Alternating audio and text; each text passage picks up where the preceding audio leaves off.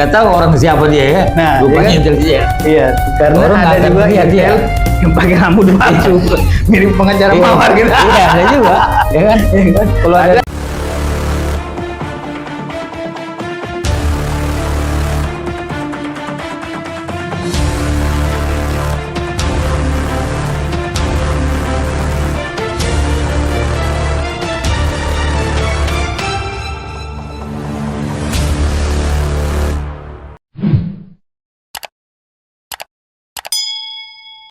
Ya, Bang Edi, ini kan kita lihat bahwasannya Intel sangat familiar di tengah-tengah masyarakat kita.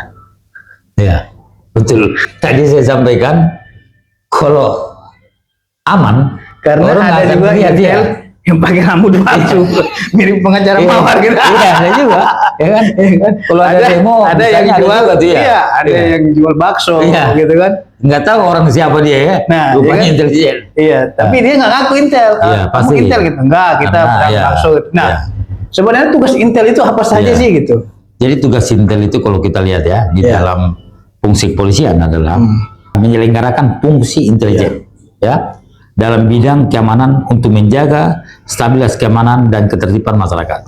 Ya, di sini dijelaskan kalau lihat daripada Undang-Undang Polri itu disebutkan bahwa fungsi ini mencakup deteksi dan terhadap potensi gangguan keamanan, pengamanan terhadap kegiatan dan informasi, serta penggalangan terhadap individu atau kelompok yang berpotensi menimbulkan gangguan. Jadi kalau kita lihat dari beberapa tugasnya, Intel itu harus bisa memberikan suatu kenyamanan kepada masyarakat.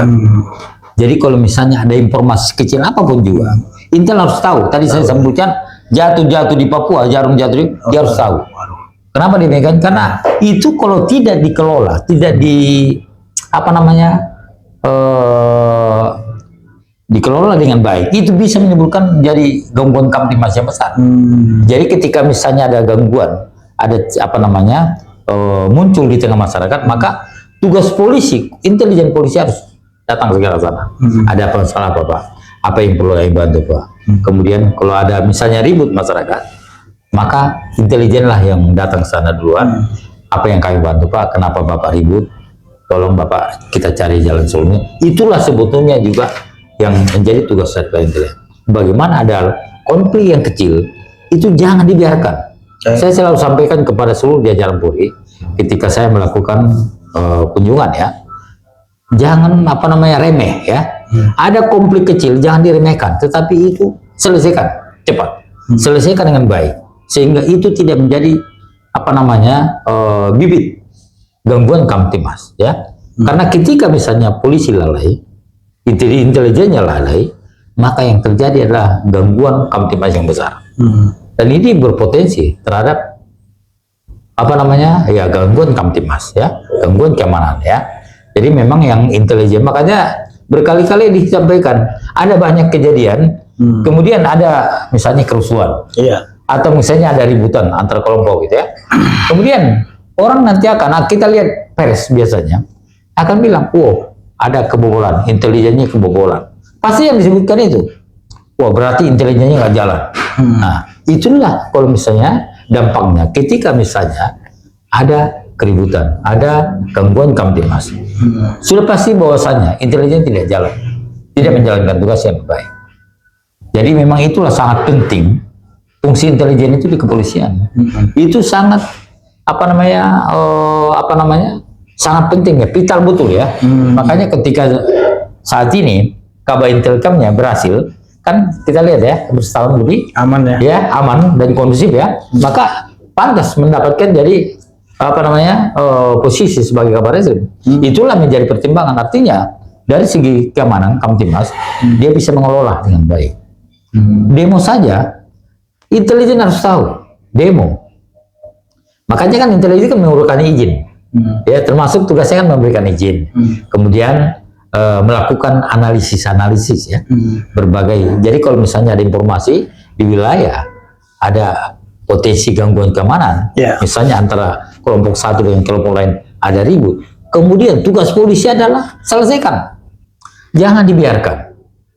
Kalau tidak dibiarkan, ini bisa merambah ke yang lain. Ya, jadi itulah memang begitu strategis, begitu vital tugas intelijen itu, ya. Seorang intelijen yang berhasil, ya, maka dia wilayah itu udah pasti aman. Nah, Oke, Bang Edi, kita masuk lagi kepada Bupati Polri. Di sini ada disebutkan Komjen Pol Dr. Muhammad Fadil Imran, ya, dahulunya sebagai Kabahar Kampolri, diangkat dalam jabatan baru sebagai Astama Ops Kapolri. Nah, ini tugas Astama Ops ini apa? ya. Jadi kalau kita lihat ya, saya senang ya, ketika misalnya Bapak Kapolri menunjuk Pak Komjen Pol Fadil Imron. Fadil Imron itu dikenal sangat cakap dalam bekerja, ya, andal dalam menjalankan tugas. Dan kemudian dia juga memiliki banyak pengalaman, termasuk misalnya Kapolda Jawa Timur, terus Kapolda Metro Jaya, lama sekali ya. Dan selama beliau menjabat, ya, Kamtibmas sangat kondusif, dimanapun dia menjalankan tugas, ya, termasuk Jawa Timur, ya, termasuk di Polda Metro Jaya, ya. Kemudian Pak Fadil ini adalah andal, orang reserse tulen juga, ya, pernah beberapa kali menjadi direktur reserse, ya. Bahkan saya bisa yakin, ya pastikan hampir separuh daripada tugasnya itu diberi reserse, ya. Pernah jadi direktur reserse di apa namanya Kepri, ya. Pernah jadi, saya kira dia beberapa tempat, pernah jadi direktur cyber di Baris Krim Polri, ya. Terus pernah jadi apa lagi ya, Exus di Polda Metro Jaya, ya, dan banyak sekali. Dan memang dunianya juga Pengalaman, ya. Iya. Dan kemudian kalau kita saat ini kemarin jadi Kabaharkam, Iya. kita lihat Kabaharkam itu kan tugasnya juga memberikan apa ya, menjaga keamanan dan ketertiban, ya. Dan itu dilaksanakan dengan baik, ya. Maka mendapatkan profesi menjadi Astama operasi Polri, ya. Itu banyak orang nggak tahu apa itu. Kalau dulu Asop Kapolri, itu adalah setelah Kapolri, mungkin ada Wakapolri, mungkin Irwasum, maka masuklah namanya Asop Kapolri, ya. Itu di bawah Kapolri, bawah langsung Kapolri. Kalau dulu bintang 2, sekarang bintang 3. Oh, bintang 2 jabatannya. Dia melakukan. Jadi kegiatan kalau kita lihat Astama Kapolri ini adalah melakukan operasi, ya, dalam skala besar. Ketika misalnya ada gangguan keamanan, maka nanti yang menggerakkan ini semua adalah Astama Astama Asisten Operasi Utama Kapolri, ya. Astama Polri, ya. Baik, lanjut Bang. Ini ada Irjen Pol Karyoto SIK Kapolda Metro Jaya, diangkat dalam jabatan baru sebagai Kabahar Kampolri. Nah, ini tugas Kabahar Kampolri ini apa? Kabaharkam tadi saya sampaikan bahwasanya kita melihat selama jadi Kapolda Metro Jaya, ya, saya lihat Jakarta sangat kondusif, ya. 3 tahun, 2 tahun apa 3 tahun menjadi Kapolda Metro Jaya, saya lihat, saya lupa angkanya berapa, tetapi artinya atas keberhasilan menjaga Jakarta dan sekitarnya, maka mungkin itulah menjadi pertimbangan Kapolri juga, lalu memberikan promosi menjadi bintang 3, dan itu ada di Kabaharkam Polri yang ditempati oleh Pak Komjen Pol Fadil Imron, ya. Dan itu adalah merupakan apa namanya, ya, saya kira dulu Pak Fadil Imron dari Kapolda Metro Jaya dulu ke Kabaharkam, ya. Dan kemudian sekarang ditempati oleh apa namanya Pak Karyoto, ya. Dan Pak Karyoto itu adalah Angpol 90, ya. Mungkin 1 tahun ke depan akan pensiun, ya. Ya, artinya memang kalau kita lihat dari segi penunjukan, pantas nggak misalnya Pak Karyoto menjadi bintang 3, ya. Kemudian menjabat di Baharkam, ya. Saya kira sangat cocok, ya. Sangat cocok, ya. Kenapa demikian? Karena kita melihat dari sejarah tugasnya, Jakarta itu adalah gangguan Kamtibmasnya itu sangat tinggi.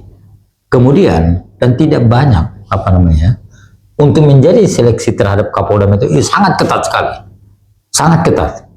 Kenapa demikian? Karena memang ini apalagi di ibu kota negara, ya, ibu kota negara, ya.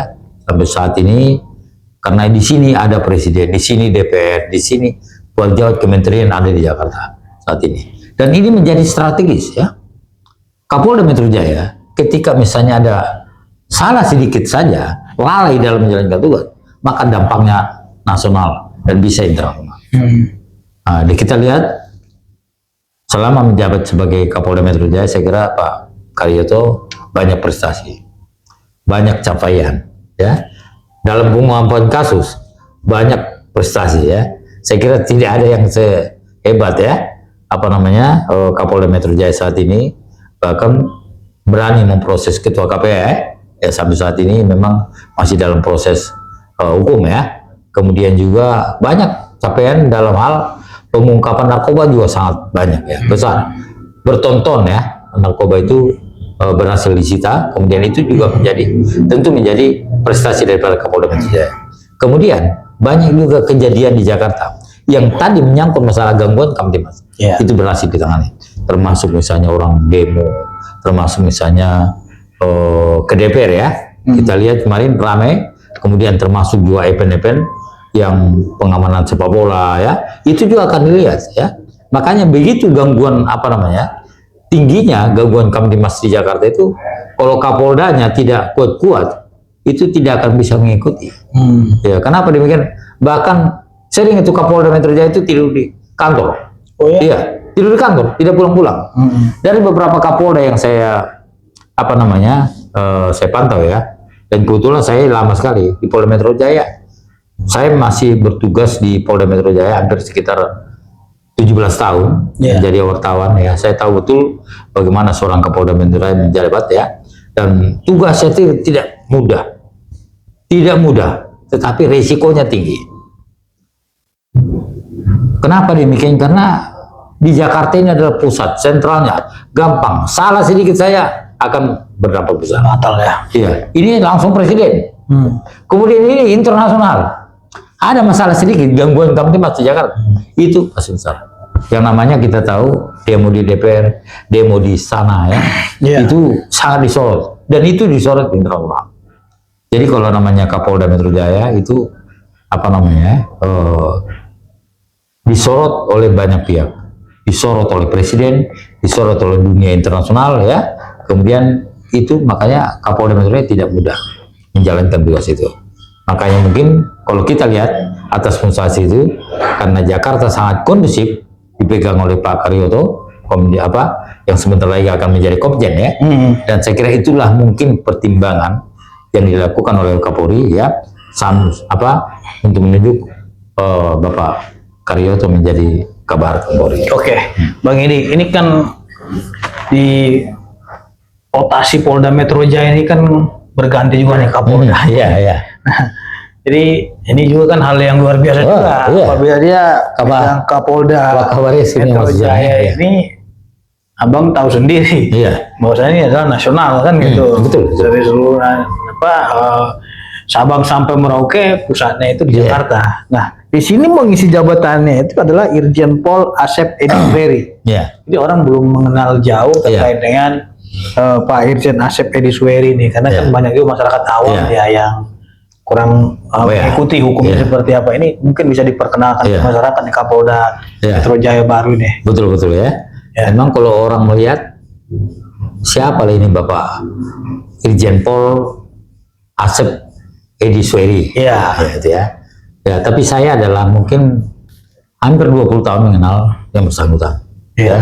Saya tahu betul dia lama sekali, karena Pak Asep ini adalah lama menjabat di Polda Metro Jaya, ya. Jadi mungkin karena dia sangat tahu betul Jakarta, ya, mungkin sepertiga daripada usianya atau setengah usia tugasnya mungkin itu ada di Jakarta, ya.